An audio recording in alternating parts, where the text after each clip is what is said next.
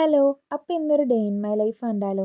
ഒരു പണിയില്ലാത്ത എൻ്റെ bed rest day in my ലൈഫാണ് കേട്ടോ. രാവിലെ തന്നെ പല്ല് തേക്കാൻ ഇറങ്ങി കേട്ടോ. പല്ല് തേക്കാൻ ഇറങ്ങുമ്പോൾ ഞാൻ കുറച്ച് നേരം വെയിലും കൂടെ കൊള്ളു, പിന്നെ പുറത്തിറങ്ങുന്നില്ലല്ലോ അതുകൊണ്ട്. പിന്നെ വന്നിട്ട് പുട്ടും കിഴങ്ങറിയായിരുന്നു, അത് കഴിച്ചു. കാപ്പി കുടിച്ച ഉടനെ തന്നെ കുളിയൊക്കെ കഴിഞ്ഞ് കുപ്പിയിൽ വെള്ളമൊക്കെ എടുത്ത് റൂമിലേക്ക് വരും കേട്ടോ. ഒരുപാട് നേരം കളയാൻ പറ്റത്തില്ലല്ലോ, എല്ലാം 1 മണിക്കൂറും കൊണ്ട് ചെയ്തു തീർക്കും. ചിച്ചു തലേ ദിവസം രാത്രിയിൽ കളിപ്പാട്ടം ഒക്കെ റൂമിൽ കൂടെ നിരത്തിയിട്ടുണ്ടാവും കേട്ടോ. അപ്പോൾ അതൊക്കെ ഒന്ന് എടുത്ത് വെക്കണം. അതൊക്കെ എടുത്ത് വെച്ചെങ്കിൽ റൂം അപ്പടി അലങ്കോലമായി കിടക്കും. അപ്പോൾ ഞാൻ അതൊക്കെ ഒന്ന് എടുത്ത് വെച്ചേ. പിന്നെ പോയിട്ട് ഇപ്പം എൻ്റെ ആകെ ആശ്വാസമായിട്ടുള്ളത് ഈ ഒരു ജനലാണ് കേട്ടോ. അപ്പോൾ റൂമിലേക്ക് കയറി വന്ന ഉടനെ തന്നെ ഞാൻ ആ ജനൽ അങ്ങ് തുറന്നിടുവേ. കട്ടിലിൽ കിടന്ന് ഈ ജനലിൽ കൂടെ നോക്കി പുറത്തേക്കുള്ള കാഴ്ച കാണലാണ് കേട്ടോ എൻ്റെ മെയിൻ പരിപാടി. ഇപ്പോൾ ആ ജനലിൽ കൂടെ നോക്കിക്കഴിഞ്ഞാൽ പുറത്ത് നിൽക്കുന്ന 2 പ്ലാവും പിന്നെ ഒരു വലിയ ഇല്ലിയും കാണാം കേട്ടോ. പിന്നെ താഴത്തൂടെ ഒഴുകുന്ന തോടിൻ്റെ സൗണ്ട് കേൾക്കാം. കുറേ നേരം ആ പ്ലാവിൽ എത്ര ചക്കയുണ്ട്, എത്ര കിളികൾ വന്നിരിക്കുന്നുണ്ട് എന്നൊക്കെ എണ്ണിക്കൊണ്ടിരിക്കും കേട്ടോ. കുറച്ച് കഴിയുമ്പോൾ അത് ബോറടിക്കും. പിന്നെ അടുത്ത പരിപാടിയിലേക്ക് കിടക്കും. കുറച്ച് ബുക്ക് എടുത്ത് വെച്ചിട്ടുണ്ട്, കുറേ നേരം അത് വായിച്ചുകൊണ്ട് കിടക്കും.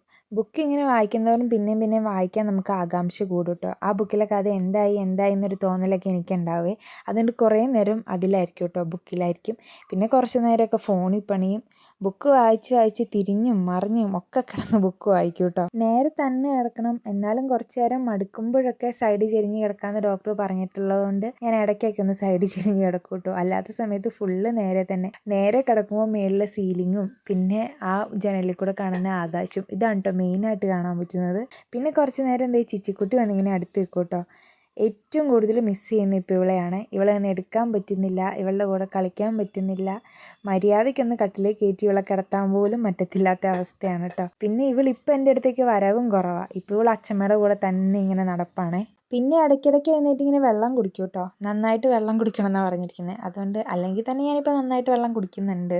അങ്ങനെ വെള്ളം കുടിയൊക്കെ കഴിഞ്ഞിട്ട് പിന്നെയും കയറി കിടക്കും. അങ്ങനെ കുറച്ച് നേരം കഴിയും, പിന്നെ എഴുന്നേക്കും, വെള്ളം കുടിക്കും, പിന്നെയും കിടക്കും. പിന്നെ ഉച്ചയ്ക്ക് എഴുന്നേറ്റ് ചോറുണ്ട് വന്ന് കിടന്നു. കുറച്ച് കഴിയുമ്പോഴത്തേക്ക് സന്ധ്യയായി, ഒരു ചായ കുടിച്ചു, രാത്രിയായി, ചോറുണ്ടു, പിന്നെയും കിടന്നു.